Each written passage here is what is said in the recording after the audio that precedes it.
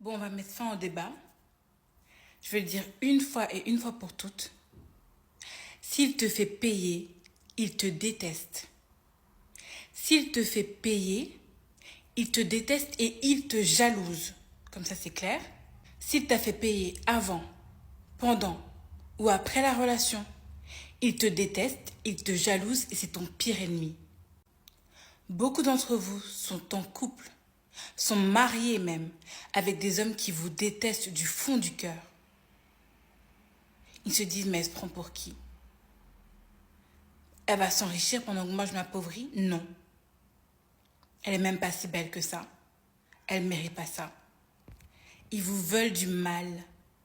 Ils aiment bien vous voir dépasser à faire toutes les corvées, toute seule, à payer 50-50, alors que le prix d'une femme, tout ce qui est médical, soins, beauté, tout ça, ils ne savent même pas ce que ça représente. Bref, c'est pas le débat.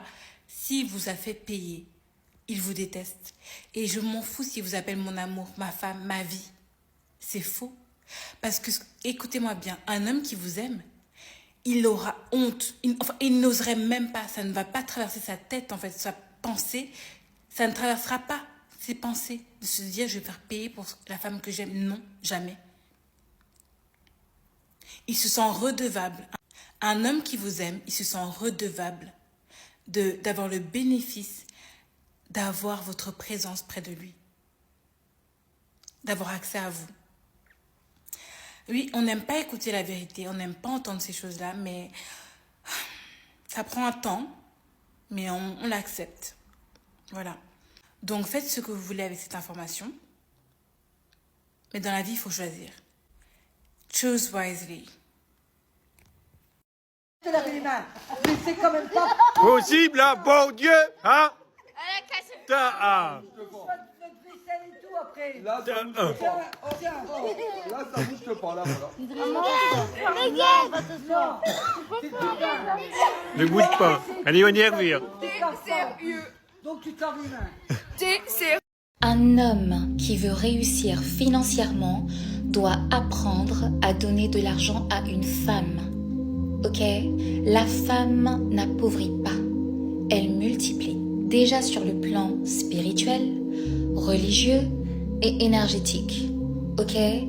Il y a beaucoup de traditions, notamment dans l'islam, le christianisme, les philosophies africaines orientales, qui enseignent que lorsqu'un homme honore la femme, lorsqu'il la soutient matériellement, il attire les bénédictions, la paix intérieure, la prospérité, l'abondance, la réussite, l'amour divin. Par exemple, dans l'islam, l'homme est responsable de l'entretien de la femme. Ok? Il doit donner sans attendre en retour. Énergétiquement parlant, par exemple, lorsqu'on parle de loi de l'attraction plus de la dynamique masculine-féminine, c'est vrai aussi. Lorsqu'un homme donne de l'argent à une femme qu'il respecte, ça aligne son énergie masculine de pourvoyeur, ok? Et en fait, ça lui ouvre les portes de l'abondance. La femme a une énergie particulière, c'est-à-dire qu'elle reçoit, elle transforme et elle multiplie.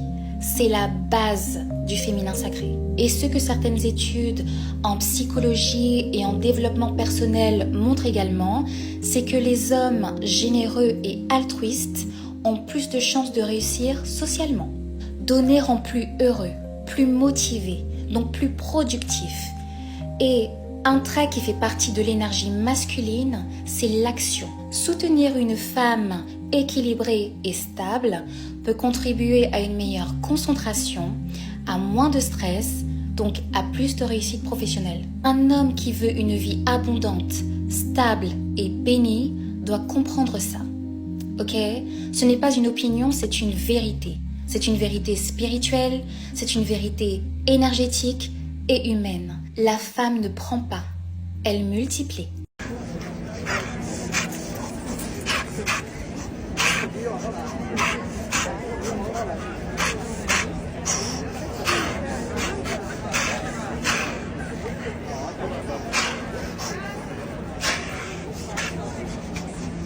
ça.